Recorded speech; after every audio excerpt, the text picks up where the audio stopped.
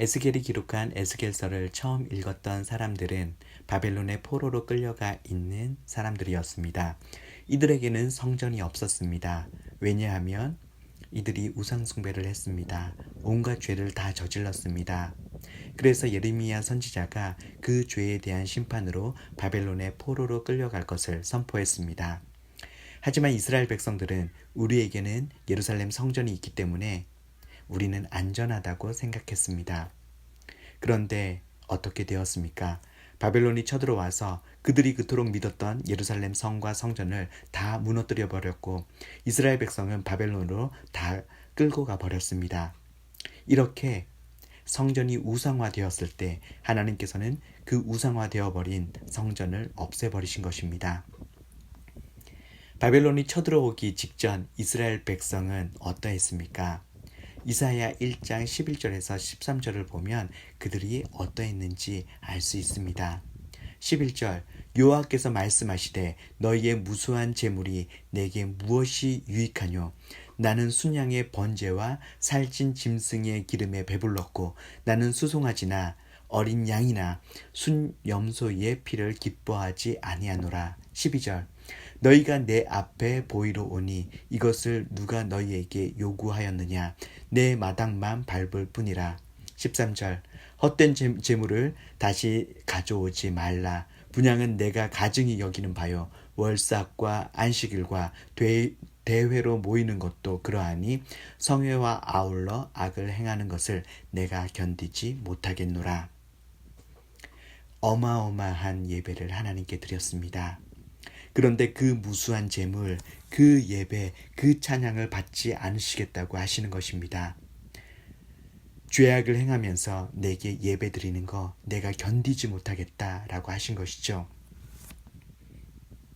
그렇게 죄악을 행하면서 이스라엘 백성은 우리에게는 예루살렘 성전이 있기 때문에 우리는 하나님께 예배를 엄청 잘 드리기 때문에 패배하지 않고 승리할 거라고 생각했습니다. 하지만 그들이 그토록 믿었던 예루살렘 성전은 무너지고 이스라엘 백성은 포로로 끌려갔습니다. 이때 당시 나라와 나라의 전쟁은 그 나라가 섬기는 신과 신들의 전쟁이라고 생각했습니다. 그래서 이스라엘이 바벨론에게 패배했을 때 세상 사람들은 하나님이 바벨론 사람들이 섬기는 마루둑 신보다 약해서 전쟁에서 졌다고 생각할 수 있었습니다. 온 우주를 창조하시고 그 어떤 신도 하나님 앞에서는 벌벌 떨 수밖에 없는 하나님은 그렇게 위대하신 분이신데 하나님이 마르둑보다 못한 신이라고 오해받고 모욕받을 수 있는 그런 상황이 된 것입니다. 그러면 하나님께서는 왜 이런 상황이 되게 하신 것일까요? 하나님은 우리를 통해서 영광 받으시기를 원하시는데 왜 스스로 모욕당하는 길을 선택하신 것일까요? 그 이유는 우리가 우상화했던 것을 버리고 다시 주님께로 돌아오게 하기 위해서입니다. 우리와 진짜 깊은 관계를 갖기 위해서요. 그래서 그 관계 속에서 하나님을 사랑하게 되고 그 사랑으로 말미암아 하나님의 말씀대로 살게 하기 위해서요. 이걸 위해서 하나님 그분께서는 오해받으시고 모욕당하시는 것을 감수하시는 것입니다. 혹시 이스라엘 백성에게 성전과 같았던 제사와 같았던 우리에게 우상화되어 버린 기독교적 요소는 없습니까? 우리의 일상의 삶에서 하나님의 뜻대로 살지 않으면서 하나님과 교제하지 않으면서 죄와 타협하면서 살아가면서 나는 주일 예배 꼬박꼬박 참석하니까 나는 헌금 잘하니까 나는 교회에 봉사하니까 하나님께서 축복해 주셔서 세상에서 승리하게 해주시고 성공하게 해주실 거라고 생각한다면 그 예배, 그 헌금, 그 봉사는 우상화된 것입니다. 그렇다면 하나님께서는 하나님의 영광이 땅에 떨어진다 할지라도 하나님이 모욕당하신다 할지라도 그것을 감수하시면서 나를 회복하시려고 하실 것입니다. 왜냐하면 하나님께서는 독생자 예수 그리스도를 우리를 위해 내어주실 만큼 우리를 한없이 끝없이 사랑하시기 때문입니다. 하나님께서는 우상이 되어버린 성전을 바벨론을 통해서 무너뜨려 버렸습니다. 성전이 본질이 아닙니다. 하나님께 나아가는 통로에 불과합니다. 그런데 사람들이 자꾸 그 통로에 집중하고 그 통로를 우상화할 때 그것을 무너뜨려 버린 것이죠. 그러니까 뭐가 보입니까? 본질이 보입니다. 코로나로 인해서 많은 교회들이 온라인 예배를 드리면서 예배당에서 예배를 드리지 못하게 되었습니다. 그전에는 예배 때 딴 생각을 하면서 시간만 지나가라 라고 하면서 예배 시간에 예배당에 앉아만 있으면 예배 드린 거였습니다. 하지만 코로나 때문에 예배당에 오지 못하고 예배라는 형식 속에 있지 못하게 된 것이죠. 그러면서 우리는 교회가 무엇인지, 진짜 예배가 무엇인지 그 본질을 생각해 보게 된 것입니다. 당시 이스라엘 백성에게 성전은 하나님을 만나는 유일한 장소였습니다. 이제 성전이 없어지고 바벨론에 끌려간 이스라엘 백성은 도대체 어디에서 하나님을 만날 수 있을까요? 이스라엘 백성이 하나님께 돌아오게 하기 위해서 우상화된 성전을 무너뜨렸는데 문제는 어디로 돌아와서 어떻게 하나님을 만나냐라고 하는 것입니다. 에스겔서 11장 16절에 보면 그런즉 너는 말하기를 주 여호와의 말씀에 내가 비록 그들을 멀리 이방 가운데로 쫓아내어 여러 나라에 흩었으나 그들이 도달한 나라들에서 내가 잠깐 그들에게 성소가 되리라 하셨다 하고,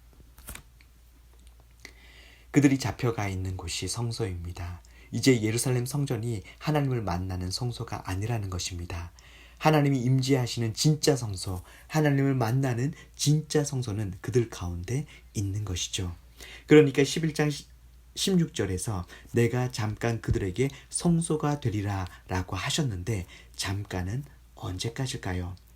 에스겔서 마지막 장인 48장에서 여호와 삼마, 여호와께서 여기 계시다 라고 하면서 하나님의 임재로 충만한 새로운 성전이 있는 것에 대해서 말씀하고 있습니다. 여기서 잠깐이라고 하는 것은 이때까지를 말하는 거예요. 새로운 성전, 하나님의 임재로 충만한 그 새로운 성전이 다시 나올 때까지, 이때까지가 잠깐의 기간입니다. 그러면 하나님의 임재로 충만한 새로운 성전은 뭘 의미하는 것일까요? 주님의 재림 때 이루어지는 새 하늘과 새 땅. 그래서 그 모든 곳 전체가 하나님의 임재로 충만한 성전이 되는 그때를 의미합니다. 그러니까 하나님께서 우리의 성전 되어주시는 이 잠깐은 언제부터 언제까지인가? 이스라엘 백성이 바벨론의 포로로 끌려와 있는 에스겔 당시부터 예수님의 재림 때까지를 말하는 것입니다. 우리가 살고 있는 이 시대를 포함해서요.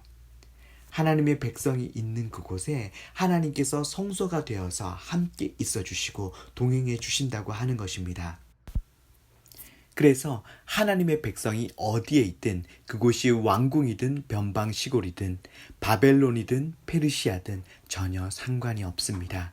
하나님께서는 하나님 백성이 있는 그곳에 스스로가 성전되어서 거기에 임재해 주시는 것입니다. 하나님 백성이 되기만 하면 되는 것입니다. 그럼 어떻게 하나님의 백성이 되는 것입니까? 누가 하나님의 백성입니까? 그전에는 이스라엘 백성이면 다 하나님 백성이었습니다. 하지만 바벨론 포로기 때부터 하나님 백성의 개념이 바뀝니다. 이 포로기 시점에 수많은 선지자들이 나왔는데요. 그 선지자들이 하나같이 얘기하는 것은 무엇이냐면 이스라엘 백성이라고 다 하나님 백성이 아니라는 것입니다. 하나님께 붙어 있고 하나님의 뜻대로 행하는 사람이 바로 하나님의 백성이라는 것입니다. 하나님은 하나님의 백성이 있는 곳에 성전되어서 임재해 주시는 거죠. 그러니까 하나님께 붙어 있고 하나님 뜻대로 행하는 진정한 하나님 백성이 되어야지만 그 하나님 백성 가운데 하나님께서 임재해 주시는 것입니다. 하나님의 백성이 되기로 결정만 하면 그들 가운데 임재해 주시고 역사해 주시고 하나님의 영광을 나타내 주시는 것입니다.